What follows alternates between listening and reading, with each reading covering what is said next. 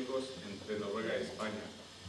Y hablamos de lazos históricos, hay un personaje que destaca por excelencia, que es la princesa Cristina de Noruega. Será Alfonso X el Sabio, que seguramente muchos conocerán como uno de los grandes reyes castellanos de aquel entonces. Y él manda una delegación de España a Noruega para pedir la mano de Cristina, hija del rey Håkon. El enlace o la petición de mano a Cristina es para fortalecer su puntuación, digamos, en esa campaña por conseguir más poder en Europa. El rey Alfonso X le presenta a sus 4 hermanos, porque la petición incluía una condición por parte del padre de Cristina, y es que ella tenía que elegir cuál de los 4 hermanos con quien se iba a casar, lo cual también es una curiosidad en aquel entonces, cuando normalmente todo estaba organizado. En caso de Cristina, venía con la condición de que tenía que elegir entre los hermanos. Es presentada entonces por el rey Alfonso X y sus hermanos, y termina entonces, después de consultar con su séquito, a Felipe, es con quien se casa.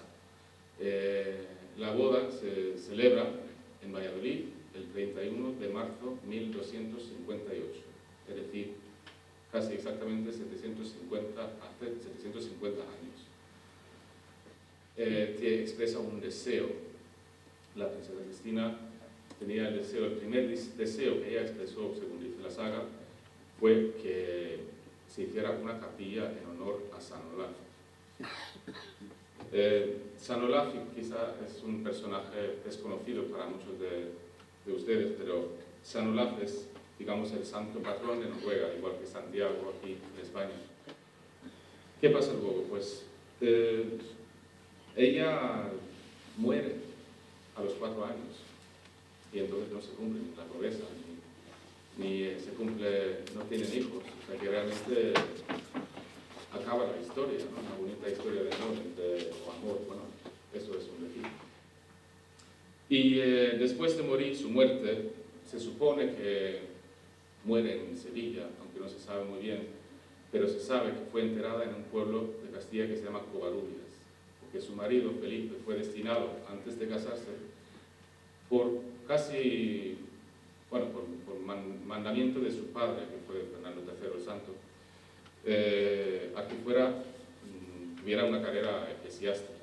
Entonces tuvo un cargo que era abad de Covarrubias. Covarrubias es un pueblo pequeño hoy en día, pero fue influyente en la Edad Media, entonces. Pero no servía para ese tipo de cosas, y hay, de hecho, una disputa entre padre e hijo en la que Felipe realmente se niega a cumplir las órdenes de su padre, y también le conviene a Fernando III el Santo complacerle en ese sentido cuando viene Cristina, y hace todo para que ella elija a él. Y entonces deja sus cargos dentro de la iglesia, se casa con Cristina. Bueno, y luego trágicamente, como he dicho, muere ella. Toda esa historia queda un poco ahí, olvidada durante muchísimos años. Pero no es hasta finales del siglo XIX, realmente, cuando esta historia se rescata de nuevo. Y hay un motivo, porque Noruega estaba en unión prácticamente desde la Edad Media hasta 1814, cuando Noruega como nación se define, o se separa de Dinamarca, de la unión con Dinamarca, y empiezan a buscar los símbolos nacionales, lo que es auténticamente noruego. Van un poco cavando en la historia para buscar las reminiscencias del pasado, que la gente puede sentir que esto es algo noruego, que no pertenece a Dinamarca, que algo es nuestro, ¿no? Como los grandes reyes del pasado, como las iglesias vikingas, como los símbolos que en su conjunto puede considerarse símbolos nacionales. Es el nacional romanticismo noruego, que nace con un movimiento también artístico en el que se realza la naturaleza noruega, los grandes héroes y todo esto. Pues un poco exagerado también, ciertamente. Pero bueno, lo bueno es que rescatan también la historia de la princesa Cristina. Y cuando hablan de su muerte, lógicamente hablan de que murió de tristeza, de moriña, como se dice aquí, por su país, lo cual lo dudo, porque la experiencia que tengo yo de los noruegos que han estado en España, pues no mueren precisamente de morir, ¿no? Están encantados de estar nuevamente. Pero no acaba la historia, porque primero pues hay algunas poesías y obras de teatro que se nutren también de la historia de Cristina. Pero no se sabe entonces realmente dónde está, y hasta que no se descubre por un archivo en Covarrubias, que ahí pone que aquí yace Princesa Cristina de Noruega, entonces pone de Dinamarca y de Suecia, que no era completamente correcto, pero bueno. Se decide hacer un descubrimiento oficial en 1958, ya han pasado años. Y a partir de ese momento es cuando la princesa Cristina se convierte un poco en el símbolo, el nexo entre Noruega y España. Cada vez que hay una visita de reyes o de políticos, pues siempre se saca la historia de que el primer nexo que tenemos es la princesa Cristina.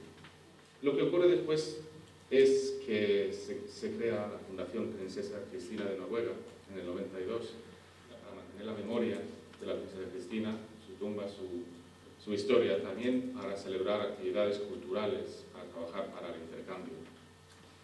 Y poco a poco, yo creo, con el trabajo pues se va haciendo como una especie de símbolo también, ¿no? de puente entre dos países, entre España y Noruega. Pues esto tenemos que hacer algo. Y como excusa, el pretexto histórico, la promesa incumplida, el deseo incumplido de la princesa, vamos a realizarlo. Aunque hayan pasado 750 años. Lo que pasa es que, claro, capillas e iglesias hay muchas, entonces queríamos hacer algo diferente. Y creamos un proyecto que es un centro cultural, un espacio, una escena, lo que llamamos un espacio cultural abierto, que pueda servir el día de mañana a intercambio cultural, a muestras de cultura en todas sus formas y maneras, pero basando en la historia, en la historia real, porque es una historia real y nunca mejor dicho, con el nexo histórico de la princesa Cristina como trasfondo, por esa bonita historia de su viaje de Noruega a España, esa unión entre dos extremos, que son dos extremos geográficamente hablando, pero también en otros sentidos, ¿no? En aquel entonces, pero con ánimo de acercar y de acercamiento entre dos culturas. La capilla todavía no está construida, pero estamos muy cerca. Y hemos recibido mucho apoyo de muchas localidades locales, incluso de fondos europeos estamos solicitando para poder hacer esto realidad. Y yo creo que lo mismo que estamos viendo aquí, esta iniciativa del pueblo de Ares de hacer una semana en Noruega, a mí realmente me parece un acercamiento importantísimo. Siempre tiene que empezar con el interés, ¿no? Demostrar el interés por otra cultura y yo quiero agradecer también, aprovechar al ayuntamiento de esta localidad de invitarme aquí y poder hablar un poquito de lo que es mi propia experiencia en ese sentido del intercambio. Yo creo que es una iniciativa muy buena y sé que el pueblo de Ares tiene muchos noruegos y espero haber aportado un poquito en lo que es la historia común entre Noruega y España. ¿Cómo se desarrolló el proceso para hacer este proyecto? El proceso de este proyecto arquitectónico es un proceso que se inicia con un planteamiento de utilizar la historia, o sea, el pasado, como trampolín, pero queríamos que fuera una mezcla entre tradición e innovación. Es decir, que queríamos que los responsables de dar forma a la capilla fueron jóvenes arquitectos, asesorados por arquitectos con experiencia. Pero bueno, tuvimos un jurado y el concurso se llevó a cabo, un concurso para dar forma, un concurso de ideas, entre dos universidades, la Escuela Superior de Arquitectura de Oslo y la Escuela Superior de Arquitectura de Valladolid. Lo que quisimos es que esto sea un edificio que realmente representa nuestros días y no el pasado. Es demasiado aburrido intentar copiar una iglesia vikinga o hacer algo, porque nunca sale igual de bien. Hay la leyenda de una princesa o reina que residió en Cabeiro, en el monasterio de Cabeiro, en la Praga del Ebro. Y hay esta leyenda, y es curioso que cuando venía algún barco de guerra de Noruega a La Coruña, venían en formación o libremente la dotación, o casi toda, a este lugar.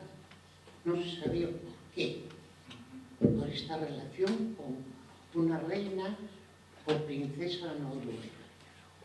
No conozco la leyenda en sí, pero sí conozco algo sobre las campañas, o como le llamaríamos. Pero lo que sí que se ha descubierto es que anteriormente, al año 800 o 700 por ahí, había un comercio y un contacto con países mediterráneos. Se entiende pacífico, ¿no? Y que haya habido un grupo de personas, incluso anteriormente, es más que probable. Pero concretamente la leyenda que se refiere a usted no la conozco, pero sí que me gustaría conocerla mejor. En Moncero, parroquia de Queixeiro, en la orilla del río hay un lugar que se llama Viñas. En ese lugar parece ser que fueron de vikingos que, huyendo, se metieron río arriba como pudieron, a pie.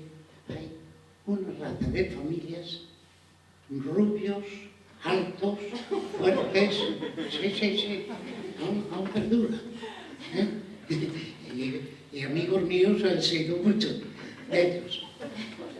Nosotros tenemos las mismas historias de las costas noruegas, de la Armada Invencible, ¿no? De Felipe II, porque había algún barco que en la campaña contra Inglaterra y Escocia que se hundieron frente a las costas noruegas, y hay pueblos en los que hay mucha gente muy morena, con aspecto muy latino y que, vamos, que son como muy apasionados en algo así. Y estos son los españoles que se salvaron ahí. Pregunta, bueno, después del matrimonio de Cristina, ¿vinieron aquí muchos noruegos a Castilla? O sea, ¿tuvo una importancia desde el punto de vista demográfico importante el matrimonio?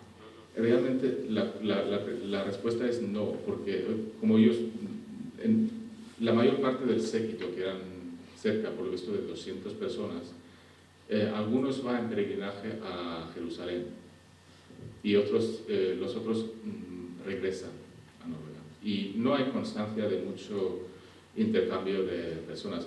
Lo que sí que ha habido después del descubrimiento en el 58, según dice el párroco de Covarrubias, que no hay un día que no hay un noruego que pase por ahí. Si es verdad, no lo sé, pero sí se nota siempre que hay alguna flor que dejan los noruegos, o muchos de los que hacen el Camino de Santiago, también que son noruegos, pues visitan Covarrubias, que está a 50 kilómetros del sur del camino. Usted habló de las poesías acerca de la princesa Cristina. Yo, que soy poeta, me gustaría saber si hay algún libro o algo para leer esas poesías. Hay el autor se llama Munch, como el del grito, o sea, que se escribe igual. Hay dos Munchs, uno que escribe la historia de Noruega en el nacional romanticismo a finales del siglo XIX o principios del siglo XX, creo, en realidad. Pero el otro Munch, que es un poeta, el nombre es que ahora mismo no me acuerdo, pero el apellido es Munch. Y le podría, quizás si me da alguna seña, podría buscarlo, la poesía que él dedica, que es una poesía bastante típica del nacional romanticismo noruego, pero versa sobre la princesa